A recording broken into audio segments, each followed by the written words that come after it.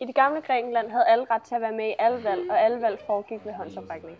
Dog var de personer, der kunne være med i det direkte demokrati, kun mænd over 20. Jeg lavede pizza fredag. Hvor mange? Ja, det er en god idé. Pizza fredag. Ny lov. Ja.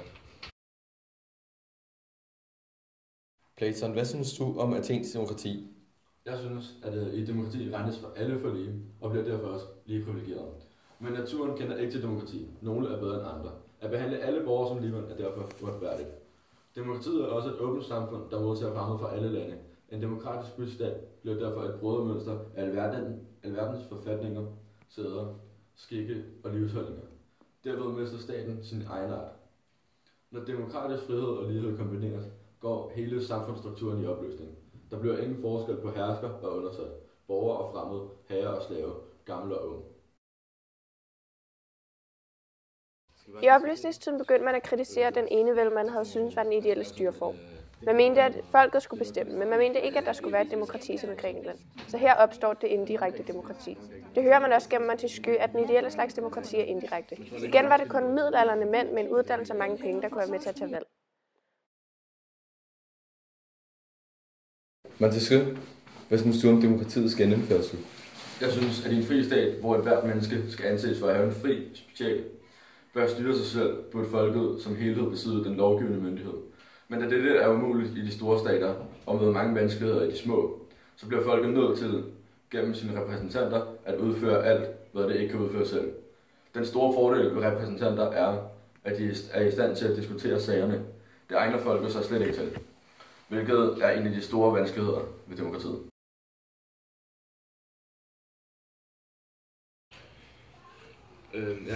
Vi har samlet her i dag for at diskutere flygtningedebatten. Der er ligesom to muligheder. Vi skal tage rigtig mange flygtninge ind, eller så skal vi tage 0 ind.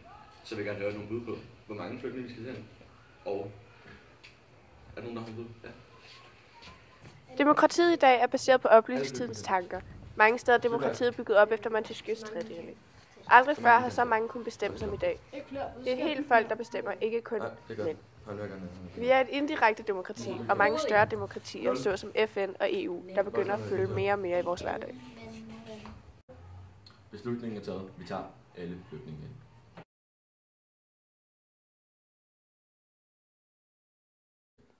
Robert, hvad mener du om det moderne demokrati?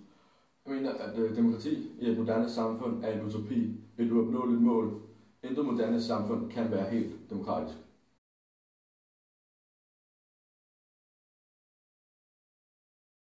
Vi samler her i dag for at diskutere om, hvorvidt miljøafgifterne skal sænkes, eller om de skal stige.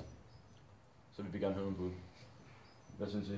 Nogen har nogle bud? I fremtiden, hvis demokratiet udvikler sig, som det har gjort, vil det blive meget opdelt. Vi vil gå tilbage til, at det er dem med magt og penge, der bestemmer. Demos og kratos vil blive mere separeret. Der vil komme politiske kampe mellem stater og virksomheder. Folk vil ikke engagere sig i demokratiet. Demokratiet vil blive mere og mere ustatsligt, og medierne vil komme til at kunne styre valg. Ja, det kan jeg godt forstå. Rig person. Det skal sænkes. Sænkes. Ja, tak for det. Så er beslutningen taget.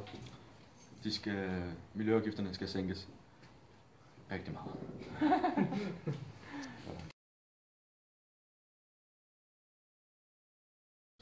Kritiker for fremtiden. Hvad synes du om fremtidens demokrati?